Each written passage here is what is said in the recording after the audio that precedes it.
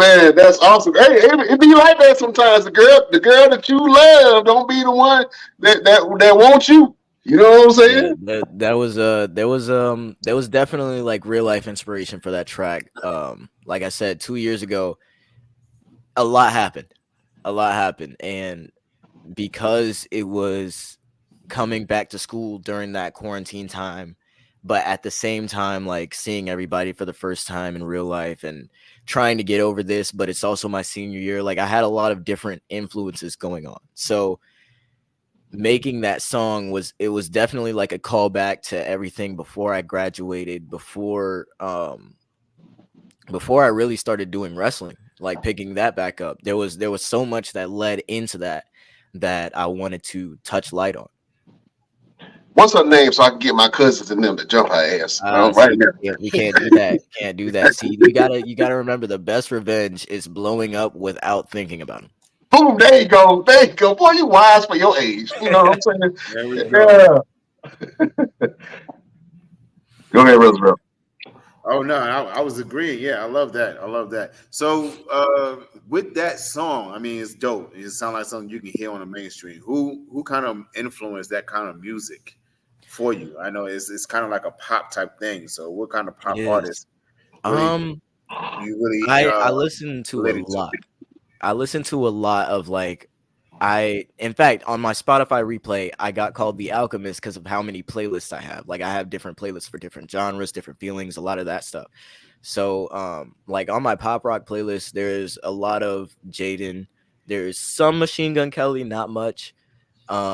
There's Travis Barker, there's so many people that like made one song or made a couple of songs that I liked and they got added to the playlist. And when I was like going through listening to a bunch of different styles, I was like, I think I could do this. So I tested myself out, and that's what happened. Oh man, I think you were brave for adopting that sound.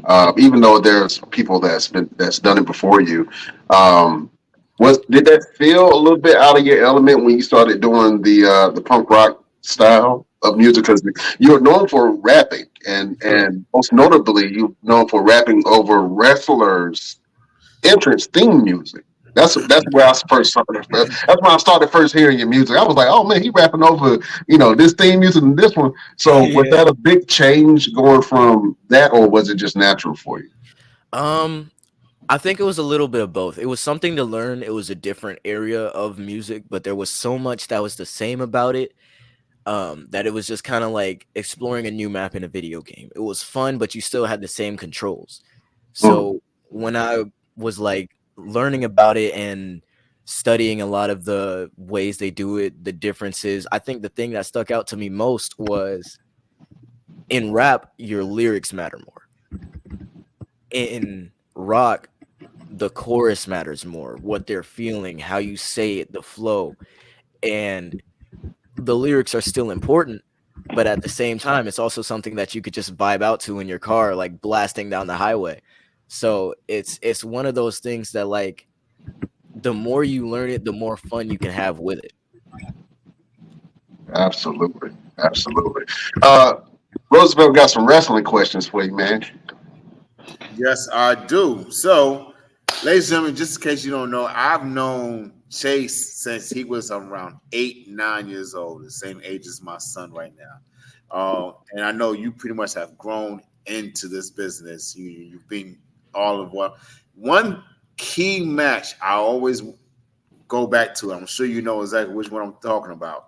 Is the match between your dad and the Geordie Bulldogs. You Okay. actually got involved with the match and the storytelling behind all of it.